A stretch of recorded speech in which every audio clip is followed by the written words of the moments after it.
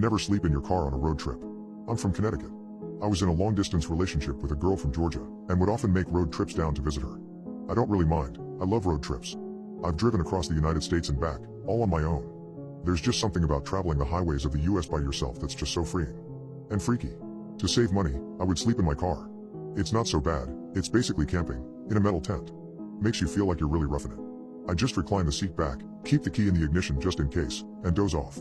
No, I don't put anything up to block the windows for privacy. Maybe I should have. The trip down south is a comfortable 2-day drive. My stop would usually be somewhere along the Virginia-North Carolina border. So, for my previous trip, that's exactly where I stopped that night. Rest stops were often less trafficked and thus quieter than truck stops.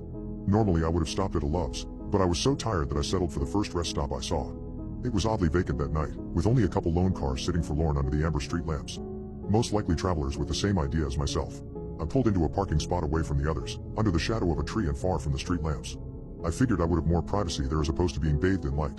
So, I did my usual thing, locked my doors, opened the window just a hair for ventilation, kept my key in, reclined the seat, and went to sleep. I was never interrupted on any of these car camping nights. So I never suspected anything on this one. Then a sharp tap woke me up. At first, I thought I had heard it in my dream. I opened my eyes, a bit confused. Since I was leaned back, I was facing the ceiling and couldn't see anything. I hear another tap.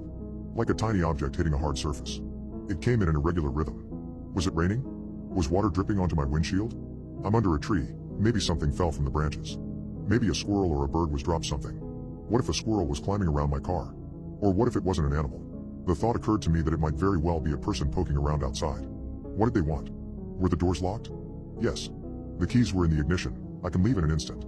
Still, I lay there, completely still, pretending to be asleep. Pretending I hadn't heard anything.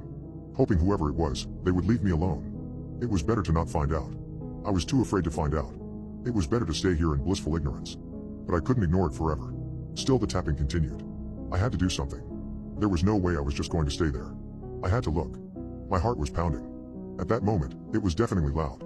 Whoever was out there could probably hear it. I decided. I was going to look. I was going to raise my head up and see what was making the noise. So that's what I did. What met my eyes sent a jolt through my entire body. Every muscle fiber locked up in pure shock at what I saw. The faint glow of the street lamps cast just enough light for me to make out what I was looking at. There in the windshield, staring directly at me, was a face. Someone, I presume to be a woman, was lying on my hood, her face pressed right up against my windshield. Her face was completely still, locked in a permanent grin. I froze in overwhelming terror. The eyes I stared into appeared to have rolled back, showing only the whites. The nose was turned up, pressed painfully into the glass. The lips stretched wide, revealing horrid rotten teeth. Even in the darkness, I could tell her skin was sickly pale, contrasting her long, filthy black hair. Whoever this was, she was clearly not in her right mind. I don't know how long I sat there, too afraid to move. Finally, I got a grip on myself and shot my hand to the ignition. It turned over, making, in that instant, the most beautiful sound I ever heard. But I was caught in a panic as the car refused to turn on. Her grin, somehow, grew wider. It was almost as if the edges of her mouth were going off of her face. Her face was like it was stretched with pins. An unnerving, horrific sight, and I sat there, constantly turning the key back and forth. After what seemed like an eternity, I got lucky. I reversed as fast as I could, trying not to give this creeper time to try anything. In my panic, I remember activating the windshield wipers in a futile attempt to get her off. I thought, was I about to drive out of here with some wacko holding onto my hood? Thankfully, I didn't have to worry about that, because as soon as I stopped, the woman leapt off, landing on all fours.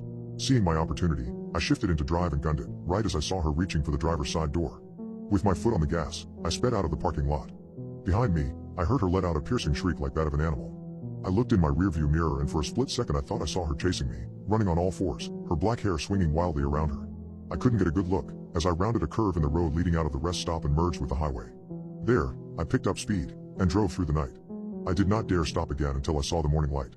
But I was greeted by something at the end of the road, and it was a familiar face.